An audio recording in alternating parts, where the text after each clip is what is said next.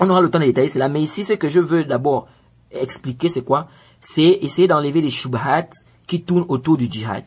Premièrement, ils disent que le djihad, le prophète a fait le djihad, c'était pour des raisons économiques. Parce qu'il voulait quoi? Il voulait de l'argent. Vous voyez? Comment répliquer à cela? Ils disent que le prophète a fait ça, c'est parce qu'il voulait les biens. Donc c'est pourquoi il a combattu les autres peuples, etc. C'est parce qu'il voulait quoi? Il voulait s'accaparer de leurs biens, etc. C'était pour des raisons économiques. La réponse de ça, c'est que ce n'est pas vrai. Pourquoi c'est pas vrai? Parce que si c'était vrai, les Quraysh devaient être avec le prophète.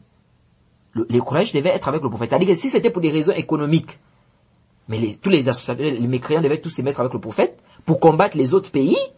Pourquoi? Parce qu'on veut, c'est l'économie qui nous intéresse. Mais ce qui n'était pas le cas. C'est-à-dire que les mécréants de la Mecque ne se sont pas ralliés au prophète Mohammed sallallahu alayhi wa sallam pour combattre les autres pays. Pour dire que non, le prophète a combattu certains pays, c'était à cause de quoi? C'était pour des raisons économiques. Ça c'est un. Deuxièmement, ils disent que le prophète l'a fait, c'était la colonisation.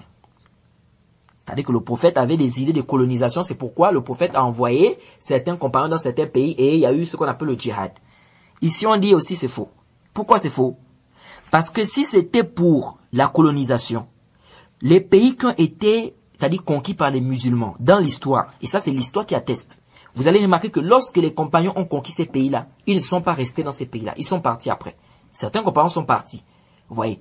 Ils ne se sont pas accaparés de ces pays-là, vous voyez. Parce que le but c'était que les gens acceptent l'islam. Mais ici ce qu'il faut retenir c'est que c'était pas pour la colonisation. Pourquoi? La différence c'est quoi? C'est que lorsque le colon, c'est-à-dire les colonisateurs, lorsqu'ils viennent, qu'est-ce qu'ils font? Ils viennent coloniser le pays et en même temps ils imposent leurs règles et leurs principes et ils s'installent là et ils passent leur temps à soutirer les biens de ce pays-là. C'est ça la colonisation. Ils passent leur temps à soutirer les biens de ce pays parce qu'ils estiment que cette colonie c'est leur propriété.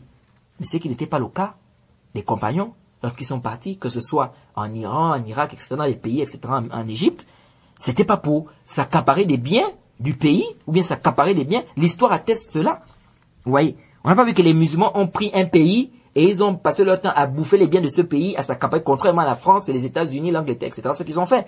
Vous voyez, ce n'est pas dans l'histoire. Vous voyez. Et puis lorsque les musulmans partaient dans ces pays-là, lorsqu'il y avait des combats dans ces pays-là, si c'était réellement la colonisation, pourquoi est-ce que les musulmans proposaient d'abord l'islam au départ? Pourquoi est-ce que les musulmans proposaient d'abord l'islam? Parce que vous devez savoir que quand on arrive dans un pays, on doit d'abord leur présenter l'islam. On doit d'abord leur présenter l'islam. Pourquoi le prophète présentait d'abord l'islam? Ce qui n'est pas le cas pour la colonisation. Ils n'ont pas le temps. Dès qu'ils arrivent, ils viennent, c'est leur propriété, ils vous combattent et puis c'est tout. Ils prennent le pays sur leurs mains. Vous voyez? Donc le prophète appelait d'abord les gens à l'islam. Ça c'est premièrement. Et puis le prophète a dit, comme c'est venu dans le Sunan Abi Daoud et bien d'autres, le prophète a dit on ne tue pas les vieux. Dans le djihad, on ne tue pas les vieux, on ne tue pas les enfants, on ne tue pas les femmes. On ne détruit pas les arbres. Vous voyez, même si, il y a beaucoup de paroles. Mais, ici, là, on ne tue pas les vieux, on ne tue pas les femmes, on ne tue pas les enfants. N'est-ce pas? On ne détruit pas les arbres. Mais est-ce que vous pensez que la colonisation, c'est ça le but de la colonisation? Lorsque les Blancs sont venus nous coloniser, c'était ça leur but. Ils ont fait l'exception, non, les femmes, on ne les tue pas, les enfants, et puis les arbres, machin et tout. Il n'y avait pas tout ça. Vous voyez? Donc, ce qui prouve que ici, c'était pas un problème de colonisation. C'était pas un problème de quoi? De colonisation. Donc, vous voyez très bien qu'il y a une différence déjà entre la colonisation et les guerres qu'il y a eu entre les pays et entre les musulmans et les non-musulmans. Et quiconque fait scission d'avec le messager, après que le droit chemin lui est apparu, et suit un sentier autre que celui des croyants, alors nous le laisserons comme il s'est détourné, et le brûlerons dans l'enfer. Et quelle mauvaise destination!